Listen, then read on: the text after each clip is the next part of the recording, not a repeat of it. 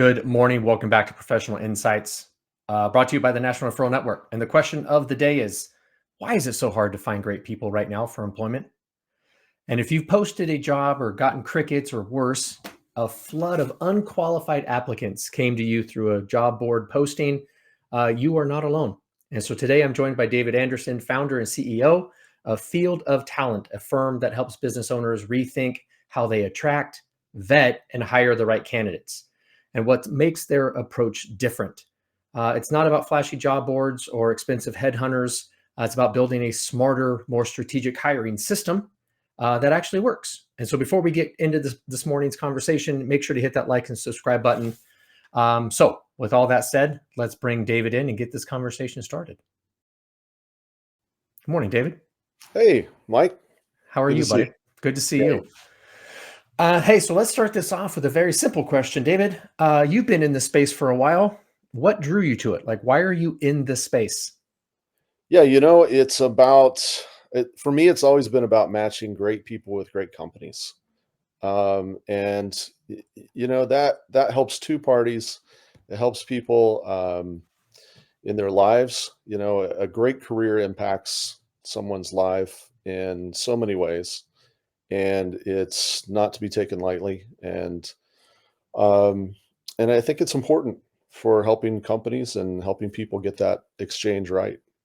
And so in that process, what common frustrations do you hear from business owners when it comes to hiring in today's market? Mm. There are many. A lot of it is feeling like they're not seeing enough of the right talent. Okay. So for companies, um, it's being able to attract enough of the right people, and for candidates, it's equally as frustrating. The process can be frustrating, can be overburdensome. Um, I think it's also the some of the disconnect, and we'll probably get to that, is that realizing that candidates in today's market have many opportunities, many options. So, I think it's looking at things a little bit differently as it relates to um, attracting talent, posting a position, and that only being your strategy. In many cases, for advanced talent, doesn't work. So Doesn't David, work as well, well you as it mentioned, used to. yeah, you mentioned attracting talent. If you listen to some various indicators, some job reports, whatever, there's a lot of people that are not employed or underemployed. Mhm. So why is it so hard for companies to find qualified talent if there's so many people that are looking for jobs? I know, it's a great question. It's so many of the organizations that we see do not realize some of the practices that they have in their process Mhm. are really geared toward a surplus talent market. Some of the exchange of with candidates is slow. Some of the steps and the hoops that they need to jump through. Um, a lot of candidates, and I one of the things that we hear from companies quite a bit, one of their frustrations is that candidates ghost them. They Oh, don't show up to an interview, it's a problem. or they've had an interview and then they can't contact them again. And it's a problem at all levels. It's not. You would think, oh, maybe that's just for entry level jobs. We're seeing it for all levels, and a lot of times it's just little things in a company's process, and the mindset is really where it starts. And they're thinking in terms of talent is a surplus, or they're not really even aware of that, but it's just old processes that have perpetuated over the years that they need to think differently. And most of it comes down to speed and how they engage with candidates. So it's not just a matter of getting qualified candidates. It's also about qualifying the employee or employer. Hmm. Yeah, Interesting. it's for us, one of the things that we really do is really understand who they who they want to attract, what that means to their bottom line and top line in particular, um, and how they go about getting more of those folks, more of those people in a way that will best represent their employer brand and in ways that will allow talent to be attracted to them and want to come back. And sometimes it's just certain things in the process that slow it down, bog it down. Things as simple as scheduling. Hmm. There are a lot of candidates that just drop out in the process because of scheduling complications, or hey, we'll get back to you, and so much is lost in the follow up with candidates. So David, when you and I met at the acquisition conference, Hmm. 6 weeks ago now. I mean, it Yes, seems it like was. yesterday. Seems like yesterday. One of the things that we talked about was this misalignment between the leadership, and if they have any sort of HR, then you've got HR managers that aren't aligned with the leadership. And so, and I know this is a big question here. Hmm. How do how can you help, or what does an HR person need to do to be more in line with the business goals and projections when it comes to hiring people? Hmm. I think it's fundamentally understanding how the organization, how the business makes money through people, how people multiply that success. We work quite a bit in organizations where um, revenue is tied to those positions. Meaning, if you bill based on what people do, we love to help companies get more of those people. So I think it's understanding that fundamentally, and uh, and I think most people do, most HR folks do fundamentally, but then it's taking the next step and looking at, okay, what are we doing from a process standpoint? How are we? What's our strategy that we've developed to go after the right kind of people, attract them, and uh, be able to build a pipeline so that we have that talent that we can grow with. So if a business owner is wearing multiple hats, though, David, like what part of the hiring Mhm. process tends to get neglected first if they don't have an HR professional and they're just doing this on their own? Right. Well, what they mostly really have time for is put up a job posting Yeah. and hope that it attracts the right people. Oftentimes, what we see is the same posting that's been utilized over and over again over the years hasn't really changed much, and it's really written for HR operations. It's really written internally as a job posting and not necessarily something that needs to be posted as a job ad or shouldn't be posted as a job ad. It's a little bit, it's a different mindset, and it's a different approach that some of those little things, the connection's not made. And I think it's understanding, okay, if I'm reading this, for instance, if you surveyed any job out there on Indeed today or Mhm. ZipRecruiter or any of the job boards, you're going to find a lot of across the same job type, a lot of jobs that don't have a lot of differentiation. So it's duties, requirements. They tend to start with, "Let me tell you about my company and why we're Right. great." And so it's taking a different mindset and shifting and fundamentally understanding who your audience is. And your audience is a particular persona of a candidate that you're going after.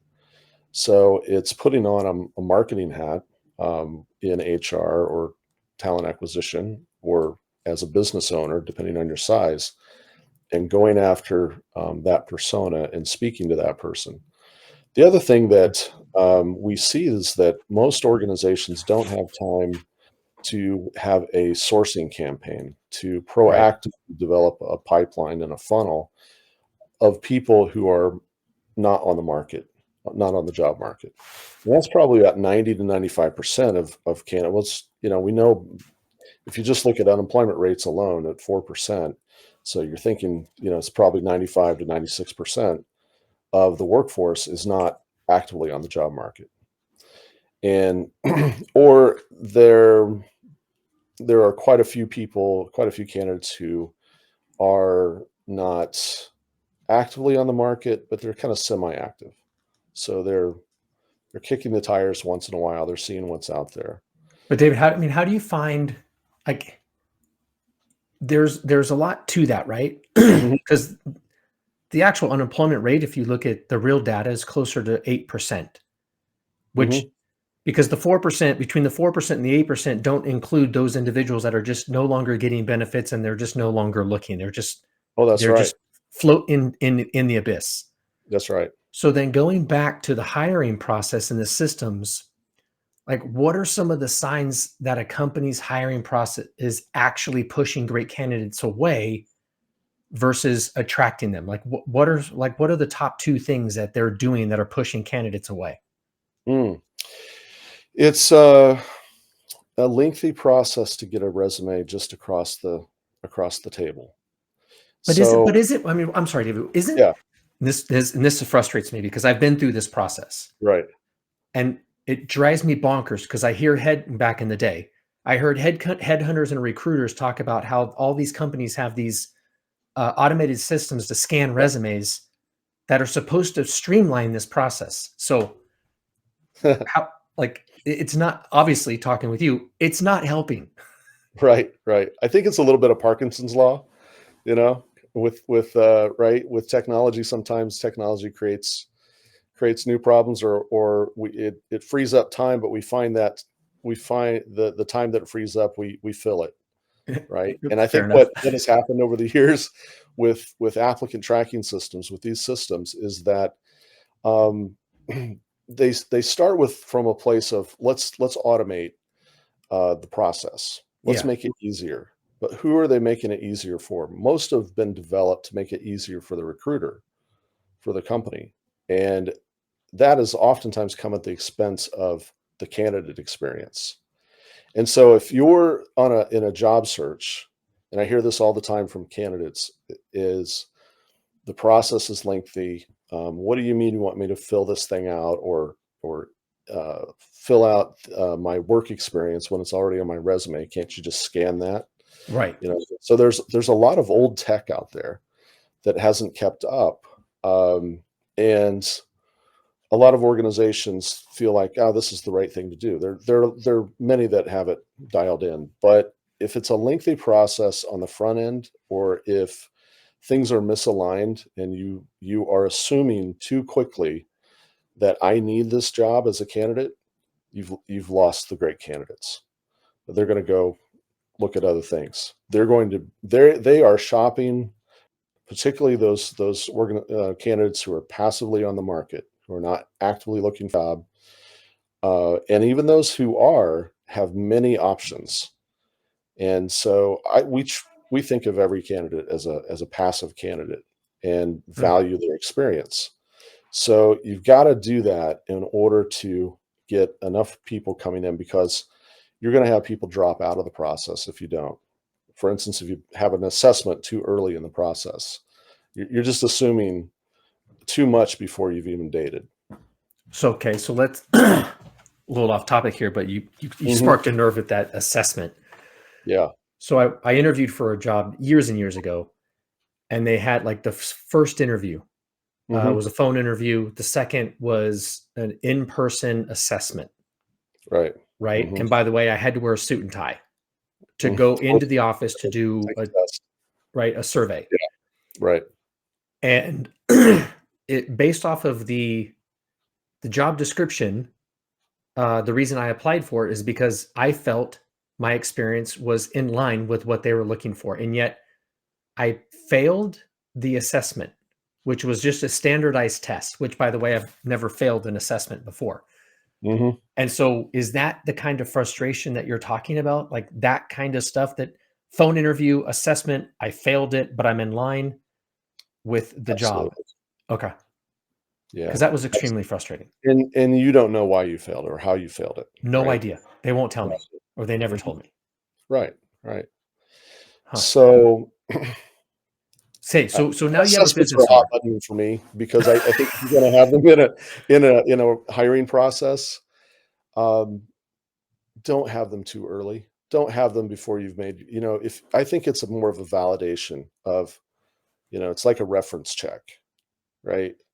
We've hired the right person, or we're thinking of hiring the right person. This one candidate or these two candidates are our final choices. Yeah. Um, let's make sure that our assumptions are correct based on whatever assessment that you take or choose. There are many out there. They're So let fine. They're great, but I think the biggest opportunity for organizations in evaluating talent is honing your interview skills, Okay.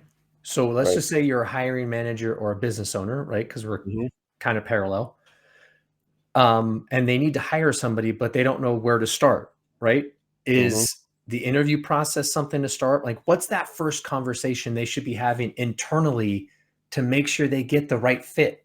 Not necessarily personality, right? Because a hiring manager will find that'll hire somebody that's in line with them, maybe personality wise, or they feel like they're not going to, the candidate's not going to fight back or mhm. challenge them in any way, so they hire somebody that's the right fit for them but Right, not yeah. for the job itself. And I'm speaking from personal experience because that's frustrating, because I've not gotten jobs back in the day Mhm. because of that one thing. So what's that first conversation they should be having?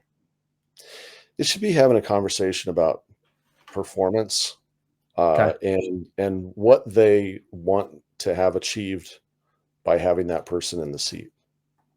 So what does this job, what does this person, what is this going to do for us? And then what does that person need to do to be successful? So it's really it starts there, and then there are other things that color that. Are they, who's going to fit with our values as an organization? That's extremely important, right? Somebody doesn't fit your values, um, no matter, they may be a great performer, but if it's a value misalignment, they're probably not going to perform well in your organization, or they're going to create problems that are bigger. But how do you, but David, I mean, look, Hmm. now you got me going. Because if you have 4 or 5 interviews, and you sit down with somebody for half an hour or 45 minutes, how do you know? Like, how do you know? Because look, it's like dating, right? The Yeah, first couple yeah, dates, you're gonna best behavior, you're gonna say what they want to hear, you're gonna do everything you can to put yep. yourself in the best possible position to get this job. But Hmm. then really, and I'm not saying people lie, but they present their best foot forward. And Sure. that's not always it's not always a full step. Maybe it's just a half a step. So how does a business owner disseminate and kind of weed through the information to see if they're a good culture fit? Hmm. It gets back to that, in the interview, if you're able to focus in, and it's very simple, but it takes practice, and it's focusing in on the most relevant things that that person needs to accomplish, and then drilling into that to understand, have they done it? How did they do it? Who did they do it for? What was the result? How long did it take? It's the who, what, where, when, and why Yep. of interviewing. And so most people just stop at, oh, that was a nice answer. Let's go on to the next question, or let me look at my list of questions, right, that are pre-written. But And there's also some of those questions that, I mean, yeah, like, look, you can't ask a lot of questions these days. you can always ask about performance. Okay. All You right. can always ask about, how did you do it? What did you do? What were the barriers? What were the obstacles you had to overcome? And what did you learn from it? Et cetera, et cetera. Now, if someone has not done it, and hasn't done it, um, in a way that reads as a transferable to what you need to have done, or what purpose this position serves, they're not going to have many answers. They're going to stall out, Hmm. and that stall out in the process of, as you drill down into those questions, uh, you're going to find that those are folks that haven't done it. They cannot speak to it, Hmm. and or they'll speak in terms of philosophy about it. Some, the ideas. Well, this is what I think. No, I don't really care about what you think. I want to know what you did. And that gets to the meat and potatoes of, first of all, in selecting talent, and then the rest of it. And there are going to be questions about core values, fit, et cetera. Do I like this person? Are they like, et cetera, et cetera. There are other things that factor in, but if you can start with performance and anchor to that, you're going to be on your way to selecting great talent. So how does a business owner or hiring manager, how can they get better at interviewing to actually find that I guess needle in a haystack, if you will, but like what strategies can they work on to get better at interviewing? hmm I think it's practicing what I just spoke about, and then having some biofeedback. So having somebody, it's great to have two people in an interview.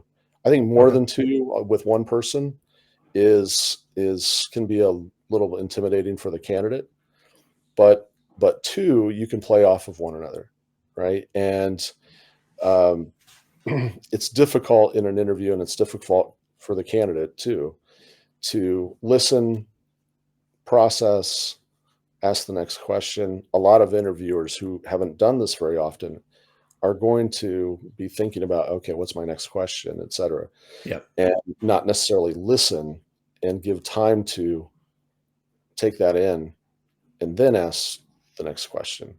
I mean, Then most be, people in general don't like the silence, especially when there's two very people in a room and you're excited. strangers. Like they Mhm, don't they don't that having that question, answer, pause, ask another question, like that gets really uncomfortable mhm, for a lot of people. mhm. And I think it's okay to say, "That's interesting. Let me process that for a second," Right. and then pick up. But then also, if you have someone else there with you, you're gonna be able to debrief, and understand what just happened, how we can get better at that. I think it's, so many of these interviews that we do are online. So, Yeah, you can record those. We have note takers. We have a lot of tools today that give us feedback.